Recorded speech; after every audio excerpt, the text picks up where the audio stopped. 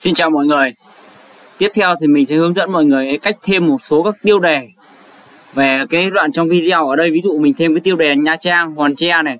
Đó, mình bắt đầu thêm một số các tiêu đề vào. Đó, Tuy Hòa, vân vân.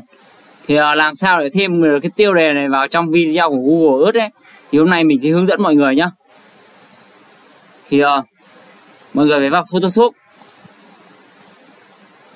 Vâng, đây mọi người. Ở trong Photoshop thì chúng ta tạo ra khoảng được 2 cái layer đấy như này nha mọi người. Được chưa? Mọi người sẽ thêm một cái layer text và một cái layer cái cột nó như thế này. Thì cái này các bạn phải áp dụng kiến thức về Photoshop thì các bạn mới có thể làm được kiểu này. Được chưa? Thì chúng ta phải biết thêm chút kiến thức về Photoshop. Ở đây ví dụ mình đặt cái tiêu đề là Hà Nam. Đây thì mình sẽ save và add nó ở dạng copy. Được chưa? Mình sẽ đặt ở hình dạng PNG nha mọi người. Ở đây mình đặt là đây mình đặt Hà Nam PNG đi. Ok. Ok, ở đây là mình đổi tên thành Nam Định chẳng hạn. Đó. Rất là đơn giản thôi. Mọi người sau đó mọi người sẽ lưu nó ở chế độ PNG tiếp. Được chưa? Đây, mọi người sẽ lưu nó ở chế độ PNG. Thì ở đây mình đặt là Nam Định đi. Ok, Nam Định này. Đó. Sau khi mình có được ví dụ là mình có hai cái text đấy thì mình sẽ vào Google Earth. Ở đây thì mình đợi mình gọi và trên Google Earth ấy, nếu mà chúng ta Earth theo cái cách thông thường nó thêm cái lớp phủ vào cho nó ấy, thì nó sẽ bị như này. Đấy nha các bạn. Đó, nó sẽ bị nằm ngang như này cơ. Đó. Thì nó không thể đứng thẳng được như trên video.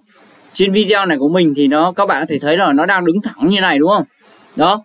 Còn nếu các bạn ớt theo cách bình thường kia thì nó sẽ bị nằm ngang. Thì sau đây mình sẽ lại hướng dẫn mọi người cách mà biến nó thành chiều dọc. Thì mọi người xóa đi cho mình. Được chưa? Mọi người xóa đi cho mình. Ở đây mọi người bật cái vị trí địa lý lên. Ở đây thì mọi người có thể thấy đây là Nam Định này. Ở đây mình sẽ thêm một điểm trước là điểm đó. Đây mọi người biết tại sao không? Khi mình thêm điểm nó hiện ra như này không? Bởi vì mình đã thay đổi, tức là mình phải thêm điểm như này đã. Đầu tiên thì mọi người bật, tức là bình thường mọi người bật nó sẽ bị như này đúng không? Mình sẽ đổi tên thành Nam Định trước chẳng hạn, được chưa? Ok, mọi người bật lên nó sẽ như thế này. Ở đây sẽ là Phủ Lý này. Thì mình sẽ thêm một điểm nữa vào đây. Đó, mình sẽ đặt đây là Phủ Lý Hà Nam.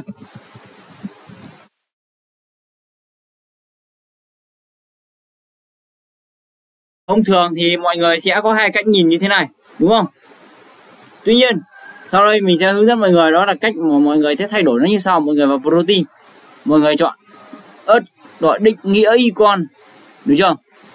Ở đây mình chọn đến Nam Định. Ok. Nam Định mình ở đây mình chỉ cho nó khoảng lên 2, scale lên 2 thôi. Các bạn muốn nó cho nó to lên thì các bạn cho lên 3 đấy.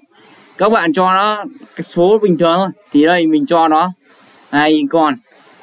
Và xóa cái từ Nam Định đi. Khi đấy thì mình chỉ còn như thế này. Đó. Còn tương tự vậy cái từ Hà Nam cũng thế. Mình sẽ xóa cái logo Hà Nam đi. Và mình sẽ chỉ để cái mỗi cái button Hà Nam ở đây thôi. Ok. Rồi, mình sẽ thay đổi thêm một tí lên cho nó lên 3 chẳng hạn, cho nó to một tí, được chưa? Đó. Khi đấy thì mọi người sẽ có được một cái video nó như thế này. Một cái góc nhìn nó như thế này. Đó, Nam Định, Hà Nam. Đây. Khi đấy mọi người sẽ có được cái góc nhìn nó sẽ như thế này. Đó. Đấy là một cách.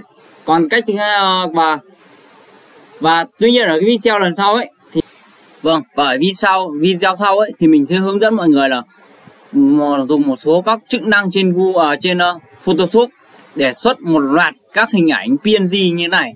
Chúng ta không thể nào mà xuất cái kiểu thủ công mà sửa tay từng text một. Nếu ví dụ như một cái dự án mà chúng ta muốn làm nó hàng trăm điểm ấy thì chúng ta phải gõ hàng trăm điểm thì như thế thì rất mất thời gian và công sức. Vì vậy ở video tiếp theo mình sẽ hướng dẫn mọi người cách mà từ một file text thôi. Các bạn có thể xuất ra trên Photoshop, các bạn có thể cho vào trong Photoshop và xuất ra hàng loạt các ảnh PNG kiểu text như này nhé.